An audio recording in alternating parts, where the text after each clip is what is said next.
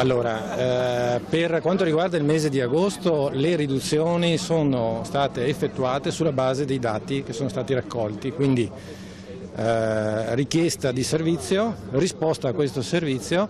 La cosa che abbiamo effettuato è stata solo un piccolo aumento nella diciamo così, corsa, quindi dai 25 ad esempio ai 30 minuti. Questo non significa però che l'utenza deve attendere 30 minuti per l'arrivo del bus. L'importante è che il servizio sia sempre puntuale nella sua scadenza. Abbiamo effettivamente riscontrato una richiesta diciamo, nel servizio inferiore. Questo ovviamente bisogna anche dirlo, questi studi vengono effettuati anche sulla base di ciò che è avvenuto l'anno prima. Quindi valuteremo anche e soprattutto nei primi 10 giorni di questo agosto. È chiaro che se ci fosse un dato diverso, se riscontriamo che gli autobus linea 10 piuttosto che il tram ha bisogno di potenziamento, lo potenzieremo. Questi dati attuali ci confermano che già nel 2014 lo stesso taglio era stato effettuato alle stesse identiche misure. Ma questo lo stiamo, noi siamo diciamo così, il gestore e come gestore abbiamo diciamo così, il compito di suggerire le eventuali proposte.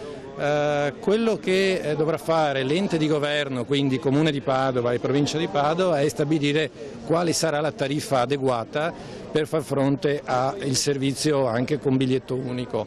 Teniamo presente che ci sono comuni che, di prima cintura dove il cittadino paga addirittura 3,10 come biglietto extraurbano, ex extraurbano diciamo. Il futuro che cosa comporterà? Che quel biglietto da 3,10 subirà sicuramente una diminuzione. Il biglietto di 1,50 che magari pagano attualmente sempre i comuni di prima fascia subirà ovviamente un aumento, questo è chiaro, quindi ci vuole